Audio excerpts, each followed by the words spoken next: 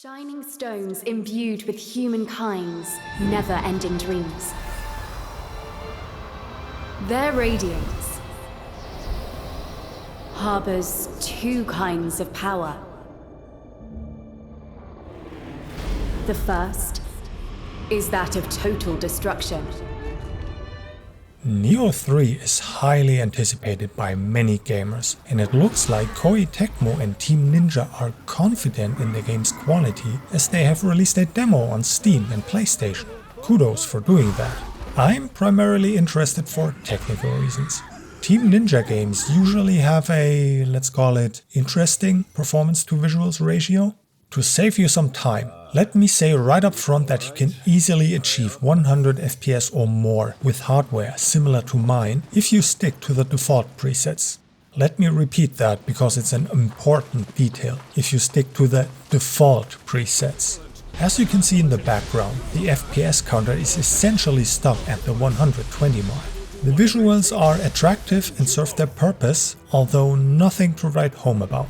More important than a fast-paced, combat-oriented Team Ninja game is how it feels to play. If you enjoy games like this, I think you won't be disappointed. But Nioh 3 is not without its idiosyncrasies. And I'm not talking about how quickly the story turns batshit crazy like a Jim Carrey performance. If you're interested, stay tuned.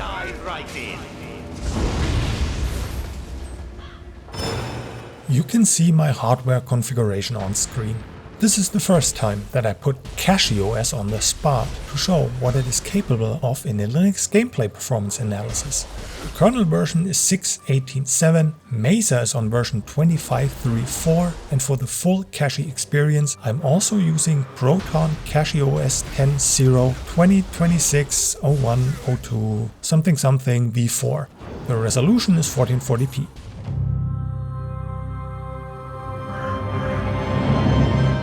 As always, we start with the game's launch and main menu.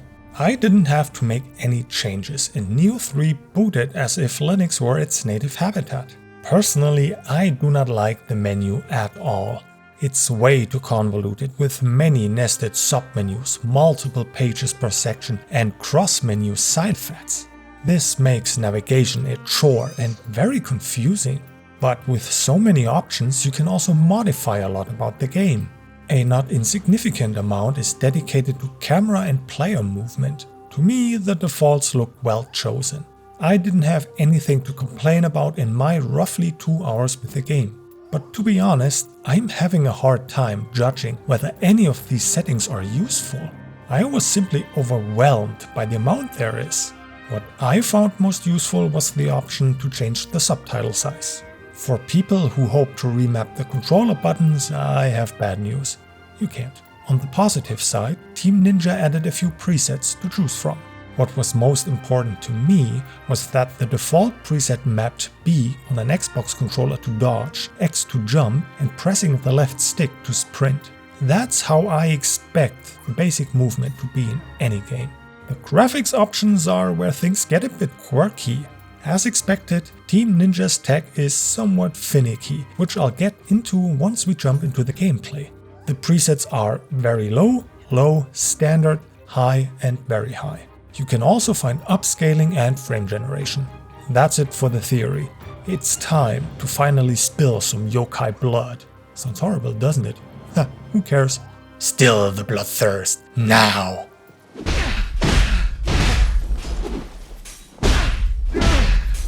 Let's start with the presets as defined by the game. As I mentioned earlier, you can enjoy 120 FPS almost without exception. This applies to all presets from standard to very high, at least up until the first real boss. That's as far as I managed to get, as you'll see later. It's quite possible, very likely even, that later levels are much more complex than what the early demo areas offer. The performance I saw surprised me a lot, and I was disappointed that Nioh 3 always enforces an FPS lock. You can select between 30, 60 and 120 FPS, but there's no unlocked FPS option. Sadly, this prevents you from experiencing the true potential, is what I thought. As I later found out, the game enables upscaling across all graphics presets. In my case it was FSR 3.1. I assume it's FSR 4 on Windows via the driver. However, this circumstance is not immediately obvious. The upscaling option isn't shown on the same screen as the resolution or the preset selection, unlike in almost every other game. You must navigate to the advanced resolution menu to find out about that. And that's where you'll also find the option to generate frames. For whatever reason, the upscaling quality is tied to the dynamic resolution scaling target instead of being a simple quality level selection. I would assume there is a way to manually select the scaling quality somehow, it's just not intuitive and hidden, and even I couldn't find it immediately. And I'm searching for this stuff. As I said, Nioh 3 has idiosyncrasies.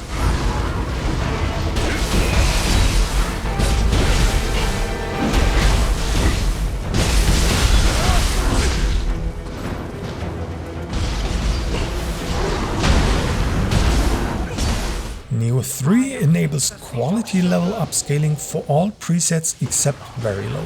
In the lowest quality preset you must tolerate a 40% resolution scale factor, which I assume is called ultra performance in FSR and DLSS. For comparison, performance is 50% of the native resolution.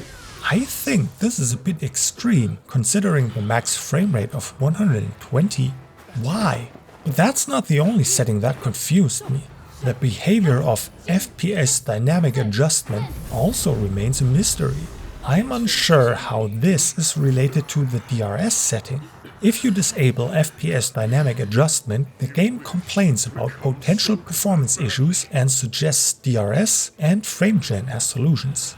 FrameGen and performance in the same sentence are a funny combination. Nvidia would certainly rejoice, even more if there were a mention of AI, but I digress. By the way, when I enable FrameGen, the game crashes and refuses to launch. The only solution is to delete the configuration file.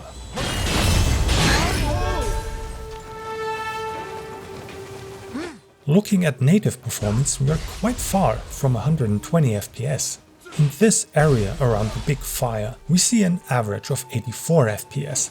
Depending on the situation, the frame rate can drop into the 70s, for example when using finishers. It can also rise to 90 or 100 FPS when searching loot in buildings. Alpha transparencies are the bane of high frame rates and can even impact the performance when upscaling is enabled.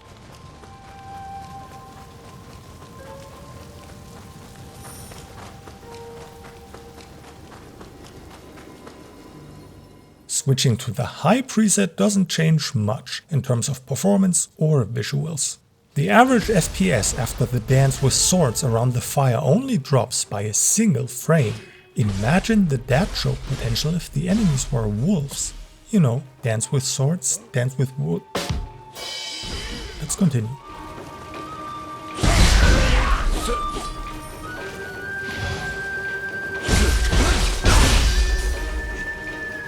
Since I'm nothing but chaotic, I didn't test the highest presets in the same location. Instead, I trucked forward to face the first real boss. But even here, where the FPS often dropped into the 70s, you still see 81 frames per second on average. As we'll see in screenshots soon, it really requires pixel peeping to notice differences between high and very high. Another curious decision is the level of anisotropic filtering on the higher presets. 4x on the PC is anything but timely, especially on so-called high quality.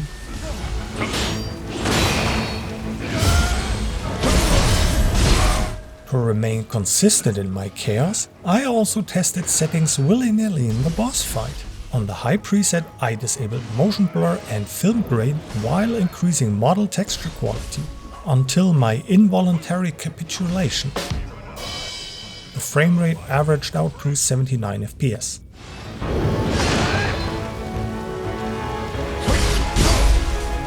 After manually cranking all the options to 11, the FPS counter shows an average of 71. Global illumination has the greatest impact on performance, even when upscaling is enabled.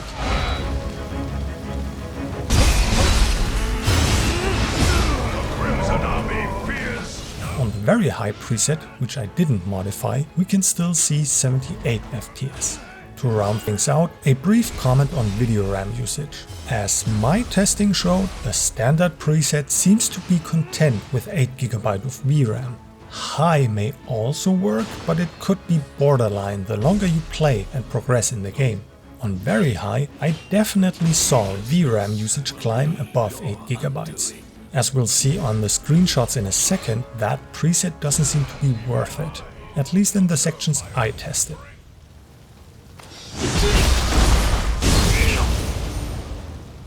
I won't comment too much on the screenshots and let you form your own opinion. You'll notice the biggest difference between the very low and low preset. Everything that comes after requires very close inspection to spot the differences.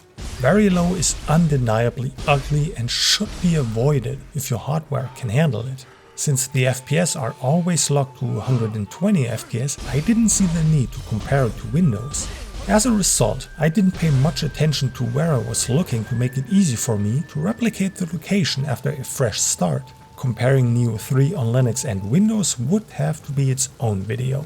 I need to check how easy it is to benchmark Nioh 3 with all the enemy respawns. This could complicate things.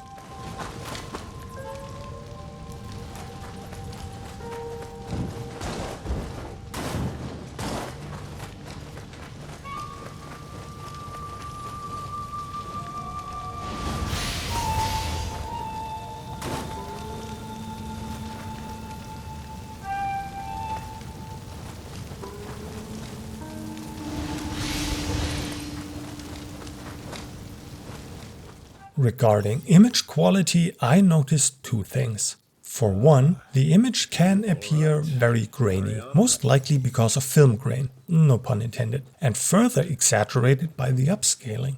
Personally, I disabled that. It's called noise filter in the game. Secondly, I observed ghosting on the weapons on occasion. During the normal hectic gameplay, you'll likely not notice it much. But there are situations where it becomes perceptible. Machine learning based upscalers like FSR4 or DLSS probably do a better job. Upscaling tech is always active even at the native resolution. In that case it performs the anti-aliasing. A decision that irked me was the default 30 FPS limit for cutscenes. You can raise the limit to 60, but only under the game's protest. Nioh 3 warns you about potential performance issues, which is ironic since I didn't find the cutscenes particularly well frame-paced, making them rather chuggy. But please note that this is purely judged by eye. I cannot empirically prove that. It's been years since my last real battle, but somehow I got out of there alive. At first I thought that Nioh 3 would be a simple analysis. It ran well, and the limitation to 120 FPS at peak made a comparison to Windows pointless. And then I found out how to disable upscaling. If you ask me, which you kinda do since you're still here, I don't think the performance properly matches the visuals on display. Nioh 3 isn't particularly great looking, and the demo's first areas aren't too complex either. I'd expect even lower performance the further you get in the game. To counter that, I must say that I didn't notice the FSR3 upscaling of the default presets. The image quality was surprisingly good, which was in contrast to what I experienced in many other titles. And you can expect a better quality from FSR4 and DLSS. Therefore, I think sticking to the default presets is a valid option, with only minor modifications here and there. I'd disable the aforementioned film grain and increase the texture filtering quality to at least 8x. Depending on your taste, motion blur and bloom are two other settings you might want to tweak. To me, Nioh 3 had quite a blown out look. I know that my usual onslaught of silly metaphors took a step back today, and instead I talked way more than usual. I am blaming Nioh 3 for that. If you enjoyed this performance analysis, please consider subscribing and leaving a like. Thank you for spending your time with me today. Have a good morning, afternoon or evening wherever you are on the globe. The second is the power of rebirth that nurtures and heals life.